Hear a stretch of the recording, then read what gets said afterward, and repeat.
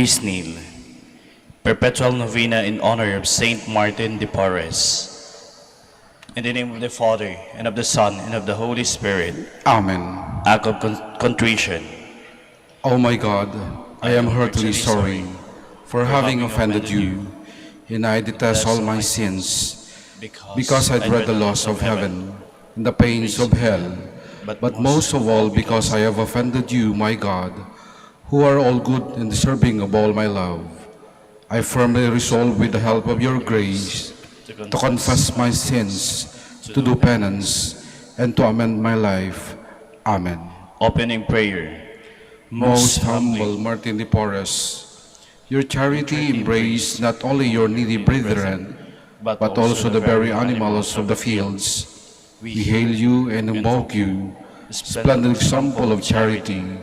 Listen to the prayers of your needy brethren, that by imitating your virtues, we may live contented in that state in which God has placed us, and carrying with the strength and courage our cross, we follow the footsteps of our blessed Redeemer and his most afflicted Mother, that at last we may reach the kingdom of heaven through the merits of our Lord Jesus Christ. Amen. Invocation. By your intense love for man's spiritual needs and cares, and your desire to discover God's goodness in all things, guide me, Saint Martin, that I may see God in all things. By your shining example in Christian detachment from worldly and material pleasures that made you nearer to what is supernatural and divine. Pray, Saint Martin, that I may continually grow spiritually in God's grace. By your practice of strict poverty as a means to attain your holiness and intimate friendship with God. We implore you, Saint Martin, make us poor in heart and spirit. By the strong faith wherewith you believe in the real presence of Christ in the blessed sacraments, help me, Saint Martin, dispel my unbelief. By the enduring hopes wherewith you rely on the Holy Eucharist as your consolation in this life pilgrimage, Saint Martin, pray for the final perseverance. By the charity wherewith you were united to Christ, immolated on the cross, Saint Martin, obtain for us the grace that will fill us with love for our good and our neighbor. By the purity of heart wherewith you have preserved your innocence, help us, Saint Martin, possess our pure heart that we may serve God. By your vow of chastity wherewith you have consecrated yourselves to a greater service to God and his people, lead us, Saint Martin, to more dedicated service to our Christian community. By that self-denial wherewith you have mortified your flesh, pray for us, Saint Martin, that we may overcome evil and not fall into temptation. O Lord, you have given to the world a gracious apostle of humility with Saint Martin de Porres. Guide us by his example and strengthen us through his intercession, our efforts to conform our hearts to the humble heart of your crucified Son, Jesus Christ our Lord. Amen.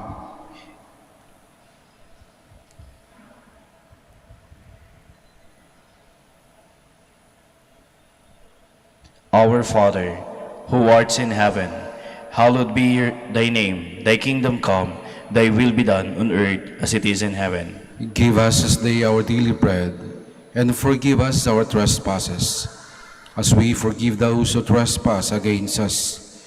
And lead us not into temptation, but deliver us from evil. Hail Mary, full of grace, the Lord is with you. Blessed are you among women, and blessed is the fruit of your womb, Jesus. Holy Mary, Mother of God, pray for us sinners, now and at the hour of our death. Amen. Glory be to the Father, and to the Son, and to the Holy Spirit. As it was in the beginning, is now, and will be forever. Prayer of petition. Saint Martin de Porres, you always had sympathy for the poor and those who were suffering. We need your help and now ask for it with greater confidence in your goodness and power. The favors you receive from God encourage us now to ask your intercession. We ask you most humbly to befriend us and assist us from your place in heaven. When you were here on earth, you spent your life loving God and your neighbor. Now that you live in the presence of God, intercede for us and beg the divine physician to give us health of soul and body. Amen. Litany in honor of Saint Martin de Porres.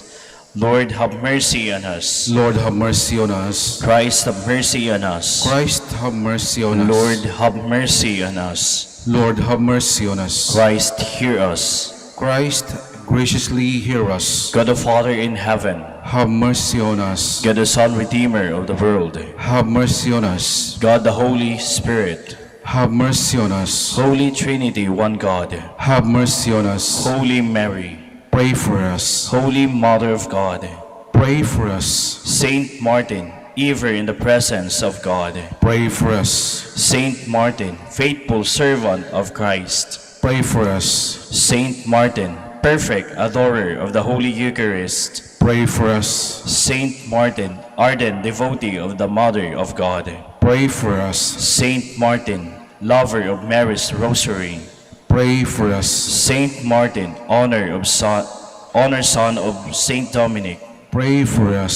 Saint Martin, paragon of humility, Pray for us. Saint Martin, performing mental tasks with holy ardor, Pray for us. Saint Martin, model of obedience, Pray for us. Saint Martin, strong in self-denial, Pray for us. Saint Martin, lover of heroic penance and mortification, Pray for us. Saint Martin, totally given to holy poverty, Pray for us. Saint Martin, shining example of worldly and material detachment, Pray for us. Saint Martin, apostle of mercy, Pray for us. Saint Martin, wing minister of charity, Pray for us. Saint Martin, miraculously conveyed to far distant lands, Pray for us. Saint Martin, seeking the conversion of sinners, Pray for us. Saint Martin, protector of the tempted and repentant, Pray for us. Saint Martin, compassionate to the sorrowful, Pray for us. Saint Martin, consoler of the afflicted, Pray for us. Saint Martin, pacemaker of all discords, Pray for us. Saint Martin, healer of the sick and suffering, Pray for us. Saint Martin, father of the poor, Pray for us. Saint Martin, helper of those in distress, Pray for us. Saint Martin, guardian of the homeless, Pray for us. Saint Martin, comforter of the dying, Pray for us. Saint Martin, promoter of interracial brotherhood, Pray for us. Saint Martin, patron of social justice, Pray for us. Lamb of God, who takes away the sins of the world, Spare us, O Lord. Lamb of God, you takes away the sins of the world, Graciously hear us, O Lord. Lamb of God, you takes away the sins of the world. Have mercy on us. Closing prayer. Saint Martin de Porres, I turn turn to you in my sorrow to ask for your friendly protection. Intercede for me with your merciful Father, so that I may be truly sorry for all my sins and be freed from the evils that afflict me. Ask that I may have something of your spirit of love and self-sacrifice, and so be at all times resigned to God's holy will. O Heavenly Father, in the name of your Son and his beloved Mother, and by the merits of your faithful servant, Saint Martin de Porres, help me in my needs. Amen. In the name of the Father, and of the Son, and of the Holy Spirit. Please be seated. Amen.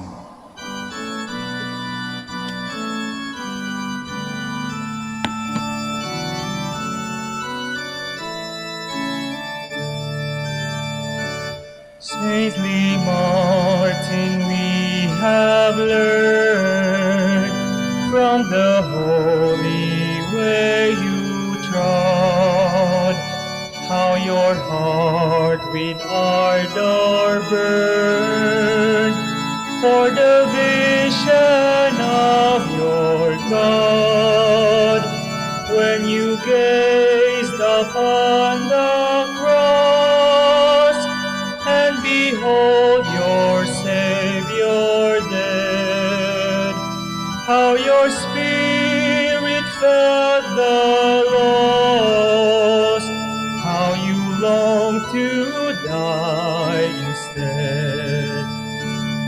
In the sick, the weak, the poor, you beheld the friends of Christ, and you hastened to the door where affliction held its thrice. When you gazed upon the cross, and behold your Savior dead, how your spirit felt the loss, how you longed to die instead.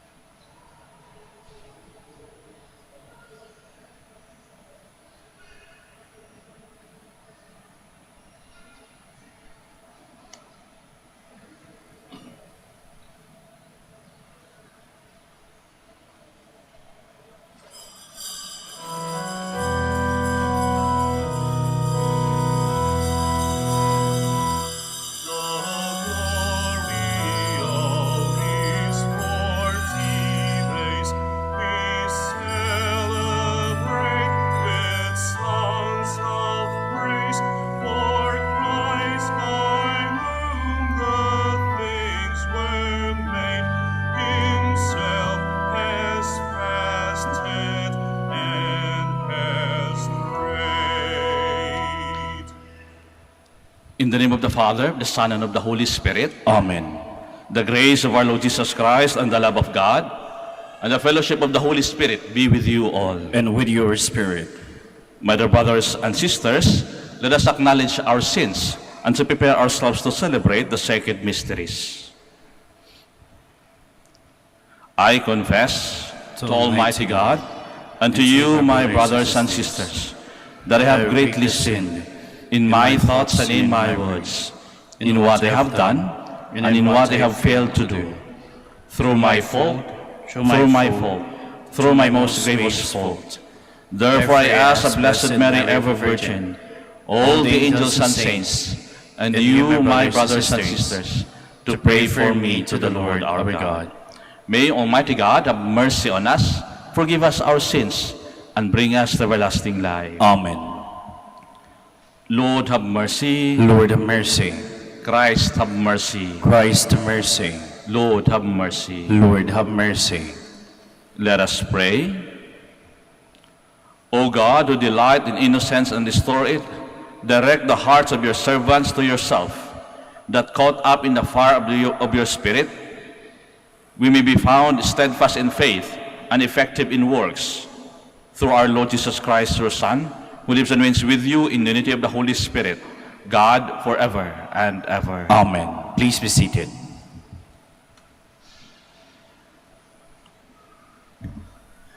A reading from the book of the prophet Jeremiah.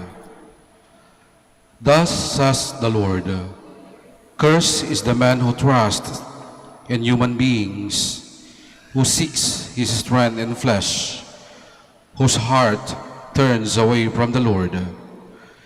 He is like a barren bush in the desert that enjoys no change of season, but stands in a lava waste, a salt and empty earth. Blessed is the man who trusts in the Lord, whose hope is the Lord. He is like a tree planted beside the waters, that stretches out its roots to the stream. It fears not the heat when it comes. Its leaves stay green. In the year of drought it shows no distress, but still bears fruit. More tortuous than all else is the human heart, beyond remedy. Who can understand it? I, the Lord alone, prove the mind, attest the heart, to reward everyone according to his ways, according to the merit of his deeds. The word of the Lord. Thanks be to God. Blessed are they who hope in the Lord. Blessed are they who hope in the Lord. Blessed the man who follows not the counsel of the wicked, nor walks in the way of sinners, nor sits in the company of the insolent, but delights in the law of the Lord, and meditates on his law day and night. Blessed are they who hope in the Lord. He is like a tree planted near running water, that yields its fruit in due season, and whose leaves never fade. Whatever he does prospers. Blessed are they who hope in the Lord. Not so the wicked, not so. They are like chaff which the wind drives away. For the Lord watches over the way of the just, but the way of the wicked vanishes. Blessed are they who hope in the Lord. Please stand. Blessed are they who have kept the word with generous heart, and yield the harvest through perseverance.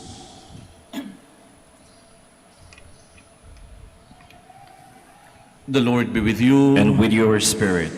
A reading from the Holy Gospel according to Luke. Glory to you, O Lord.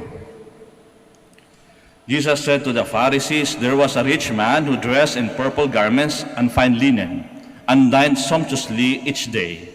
And lying at his door was a poor man named Lazarus, covered with sores, who would gladly have eaten his fill from the scraps that fell from the rich man's table.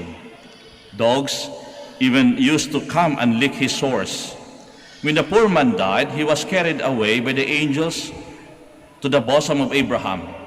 The rich man also died and was buried, and from the nether world where he was in torment, he raised his eyes and saw Abraham far off, and Lazarus at his side.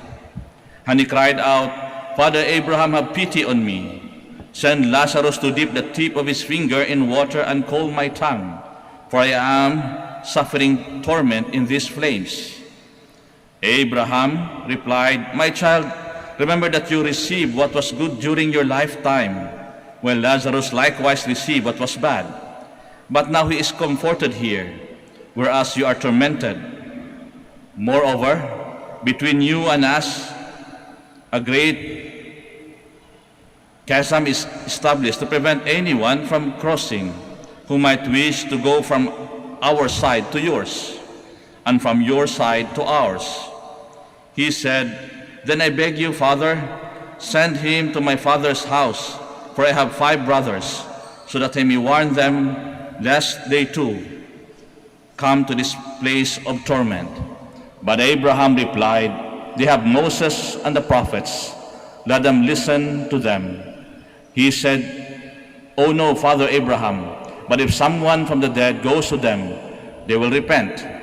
Then Abraham said, If they will not listen to Moses and the prophets, neither will they be persuaded if someone should rise from the dead.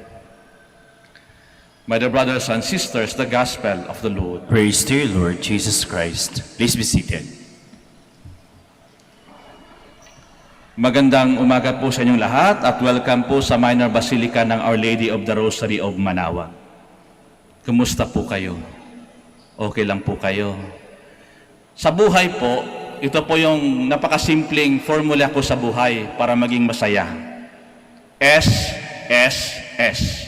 Hindi po ito social security system. No? Hindi po ito yon.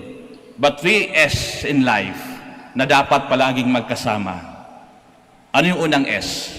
Save. Yung pangalawa, savor. Yung pangatlo, na dapat din natin kalimutan, share. In life, sa buhay, hindi natin alam kung ano yung darating sa atin. Hindi ba? Malusog ka ngayon, hindi mo alam, magkakasakit ka. Accidents do happen, we don't know. Hindi natin alam ang future. That is why it is important to save. Di ba? Sabi nga ng mga matatanda, kapag ka meron kang, di ba, may tinatago ka, may sinisave ka, in times of need, meron kang madudukot. No? Hindi po masama mag-save. Hindi po masama. Tandaan po natin yan. Hindi masama ang mag-save. Kasi, lalo na sa mga magulang dito, hindi natin alam yung future. Diba? Gusto mo mag-save para sa anak mo. O minsan para sa health mo. Hindi natin alam. We don't know what will happen to us. It is important to save. Pangalawa, savor. Okay po yung magsisave ka. Pero mahalaga din po yung you savor the fruits of your labor. Ibig sabihin, ini-enjoy mo rin. Save ka ng save. Bigla kang namatay, anong gagawin mo sa savings mo? Wala, di ba? Useless. Meron ka ngang millions doon sa savings mo, patay ka naman o pampalibing mo. Pagandahin mo yung kabaong mo, pagandahin mo yung sementeryo kung saan ka ililibing. Useless. Kaya you save, but you also savor. You enjoy the fruits of your labor. Kaya kapag pupunta kayo kung saan, magpilgrimage kayo sa Manaoag, go ahead. Punta kayo ng mall, kain sa labas. Savor, enjoy it. You deserve it. Di ba? Walang bawal dyan, walang mali dyan. Lalong-lalo na kapag ka ito po'y iyong pinaghirapan. Minsan nga sa social media, di ba?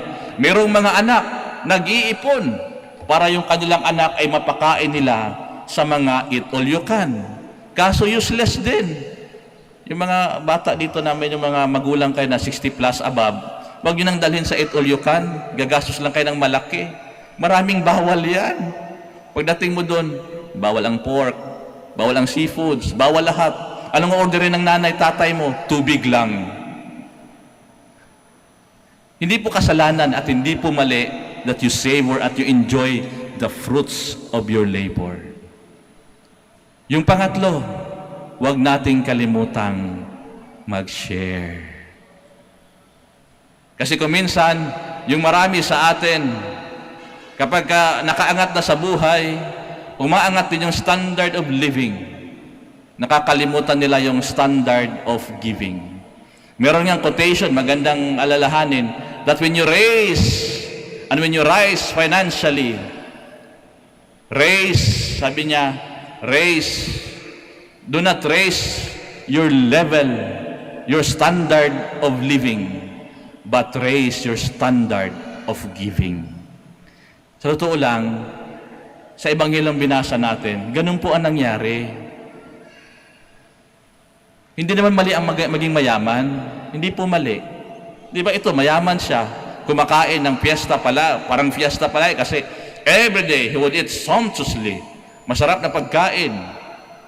Wala pong mali doon. Mayaman siya. Anong gagawin mo? Kain ka na masarap. May kaya mo naman bilhin. Hindi mo naman ninakaw. Ini-enjoy niya. Alam niyo kung ano naging kasalanan niya? Yung sin of omission. Ibig sabihin na yung tao na nangangailangan, nasa gate na niya, nasa harap na ng bahay niya, he could not even. Kita mo ang binibigay sa doon sa kay Lazarus. Tira-tira. Ang yaman-yaman mo. Tapos ang ibibigay mo, tira-tira lang. Actually, hindi nga bigay eh. Kasi nahuhulog lang eh. Yun yung kasalanan niya. Nakalimutan niya. Perhaps he may save. Baka nag-save siya. Nag-savor siya, in-enjoy niya. Pero nakalimutan niya ang mag-share. Ito yung alalahan natin palagi. May kanta nga tayo sa misa, di ba? Na pang-recessional o di kaya minsan kinakanta sa patay. Alam niyo yon, yung pananagutan. Walang sinuman ang nabubuhay para sa sarili lamang. At walang namamatay para sa sarili lamang. Lahat tayo, lahat tayo ay may pananagutan sa isa't isa. O yun yung challenge sa atin palagi. It's not about being rich, but to share your riches. Ang challenge mo sa buhay, hindi yung pagiging mayaman mo, kundi pagbabahagi ng yaman mo. Ito yung sinasabi dito sa Ebanghelyo natin. Sapagat ang taong yung mayaman, andyan na nga sa labas ng bahay niya, hindi pa niya makuhang imbitahin. O, ang daming pagkain dito, tulungan mo ako. Minsan pa nga ang hirap nito kapag ka mahirap, inaabuso din. Alam niyo ba yun? Minsan maraming mga ganon. Marami ka nang pera, marami ka na, hindi ka pa marunong mag-share. Isang halimbawa, ito, kapag kabibili kayo doon sa gilid-gilid, kung makatawad tayo, minsan wala nang kinikita yung tao. It's a reality. Di ba? Magkano naman patong yan? 10 pesos, 20 pesos, 50 pesos. O balagyan na natin pinakamalaki, 100 pesos. Ikaw, nakasasakyan ka. Magkano kinikita mo? I-deprive mo pa ba yung 10 pesos? Di ba maraming ganyan? Alala ko tuloy, no ako po'y na-assign pa sa Mindanao,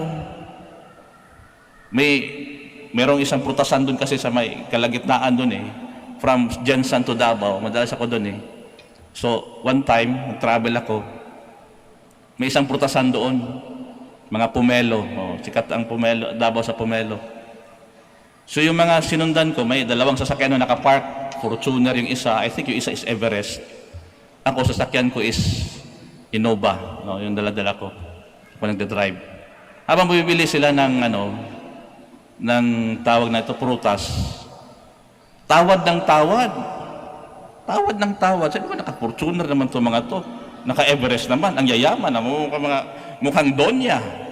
Mukhang mga, alam mo na, mga hasindero ang itsura. Ako nga, nung bumili doon, naka-shorts lang. Mukhang mahirap. Pagdating doon, tinatawad sila ng tawad. Ako naman, magkano po? Tapos hindi naman sa pagmamayabang, hindi sa pagbuhat ng sarili ng bangko, but this is an example. Tawad sila ng tawad. Naawa ako doon sa tindera. Sabi ko, magkano po ang ganyan? O sige po, 1 kilo. Ganyan. Gawin mo ng 2. Kaso wala siyang panukli. Bigyan ako ng particular bill. Medyo, sabi na natin, may sobra, malaki-laki ang sobra.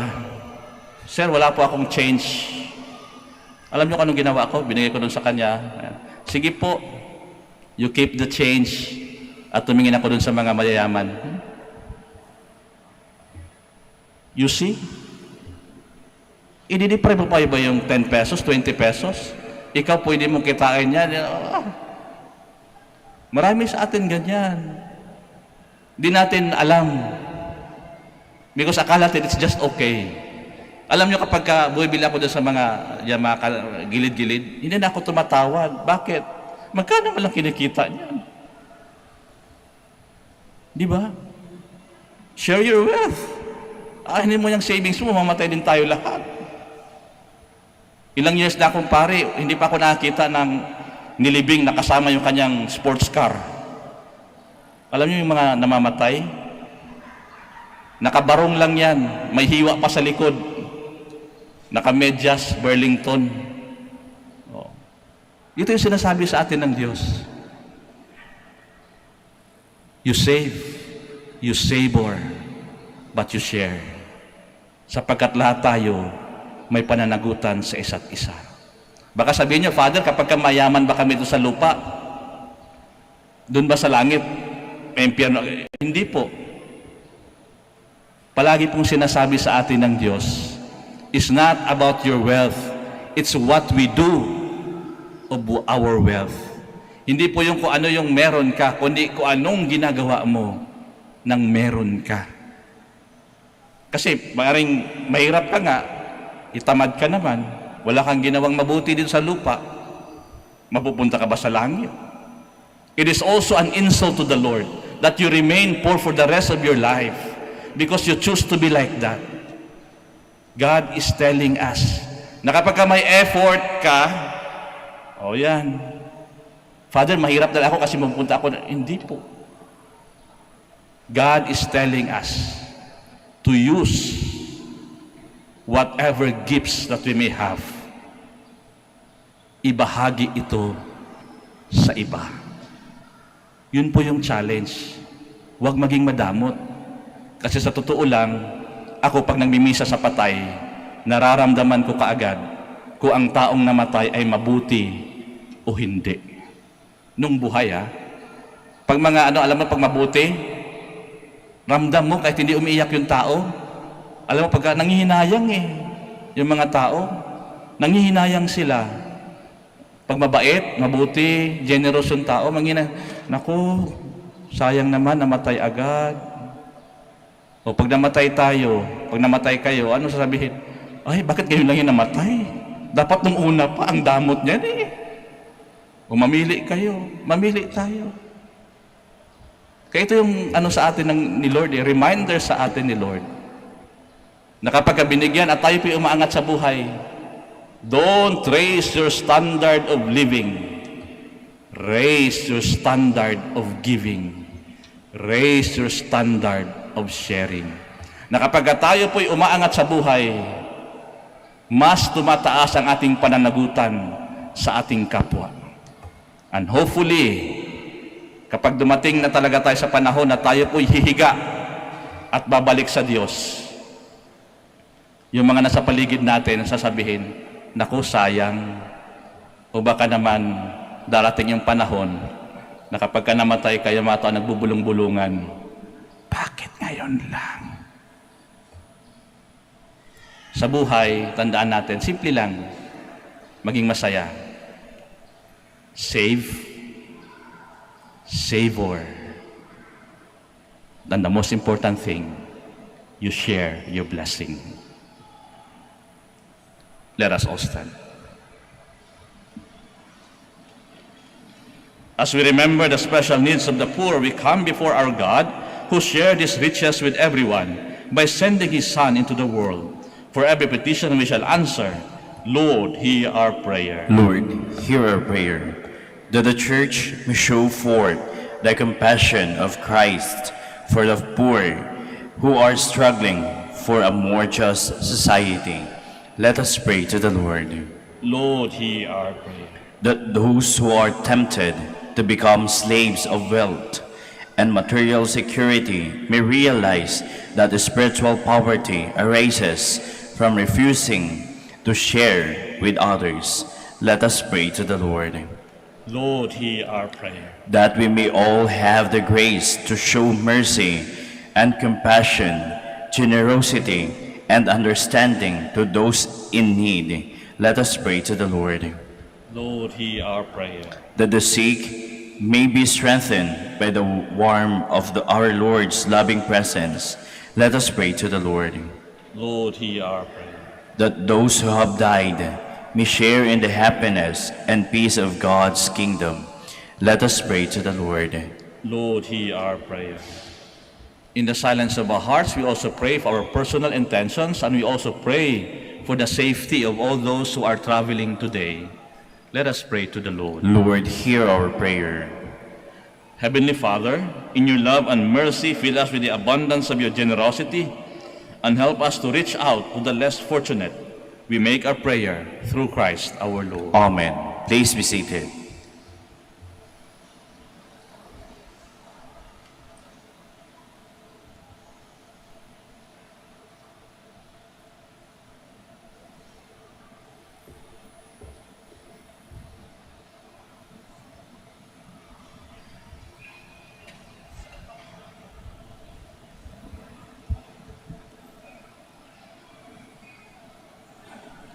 Blessed are you, Lord God of all creation, for through your goodness we have received the bread we offer you, fruit of the earth, and work of human hands that become for us the bread of life. Blessed be God forever.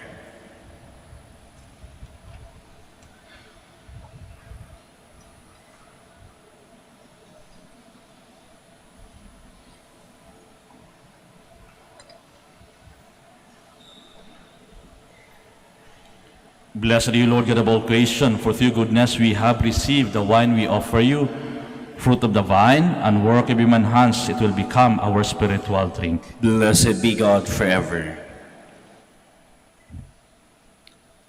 Please stand.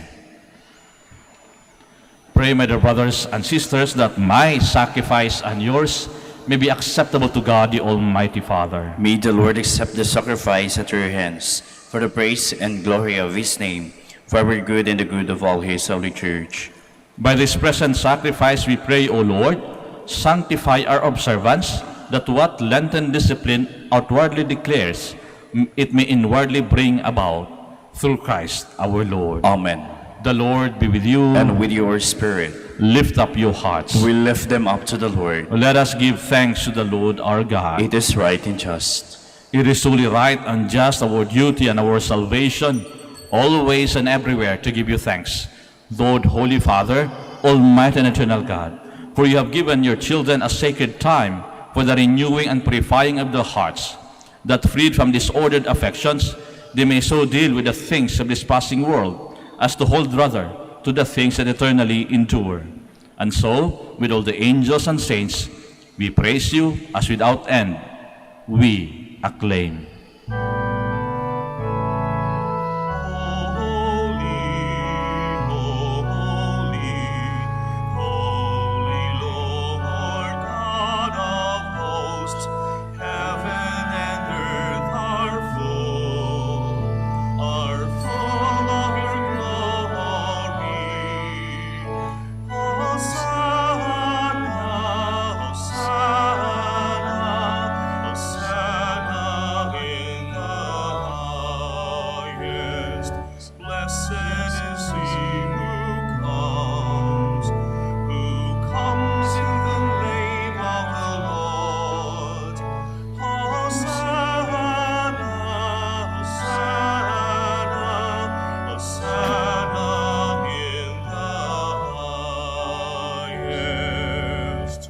Please kneel.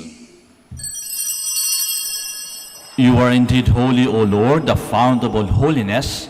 Make holy, therefore, these gifts, we pray, by sending down the Spirit upon them like the dewfall, so that they may become for us the body and blood of our Lord Jesus Christ. At the time he was betrayed and entered willingly into his passion, he took bread and giving thanks, broke it, and gave it to his disciples, saying, "Take this, all of you, and eat of it, for this is my body, which will be given up for you."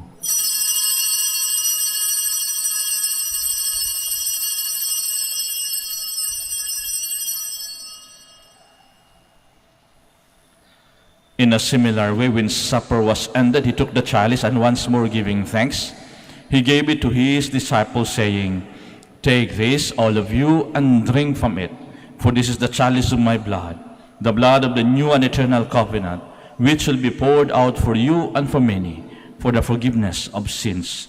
Do this in memory of me."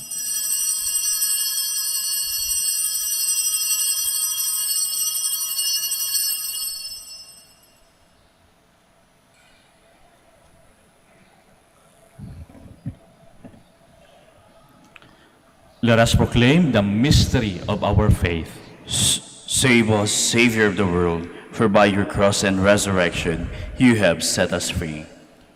Therefore, as we celebrate the memorial of his death and resurrection, we offer you, Lord, the bread of life and the chalice of salvation, giving thanks that you have held us worthy to be in your presence and minister to you. Humbly we pray that partaking of the body and blood of Christ, we may be gathered into one by the Holy Spirit. Remember, Lord, your church spread throughout the world, and bring her to the fullness of charity, together with Francis our Pope, Socrates our Bishop, and all the clergy. Remember also our brothers and sisters who have fallen asleep in the hope of the resurrection, and all who have died in your mercy. Welcome them into the light of your face. Have mercy on us all, we pray, that the Blessed Virgin Mary, Mother of God, with the blessed apostles and all the saints who have pleased you throughout the ages, we may to be co-heirs to eternal life, and may praise and glorify you through your Son, Jesus Christ. Through him, and with him, and in him, O God, Almighty Father, in the unity of the Holy Spirit, all glory and honor is yours forever and ever. Amen. Please stand. At the Savior's command and formed by divine teaching, we dare to say,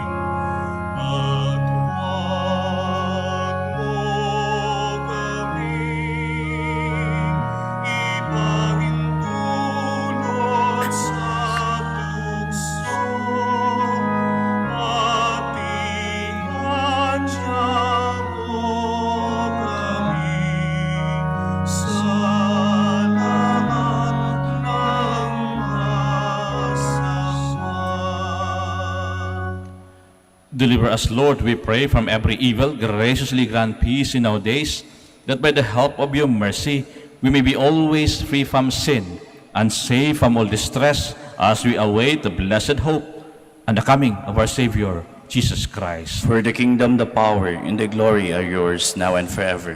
Lord Jesus Christ, who said to the apostles, "Peace I leave you, my peace I give you," look not on our sins, but on the faith of your church, and graciously grant her peace and unity in accordance with your will, who live and reign forever and ever. Amen. The peace of the Lord be with you always. And with your spirit. Now let us offer each other the sign of peace. Peace be with you.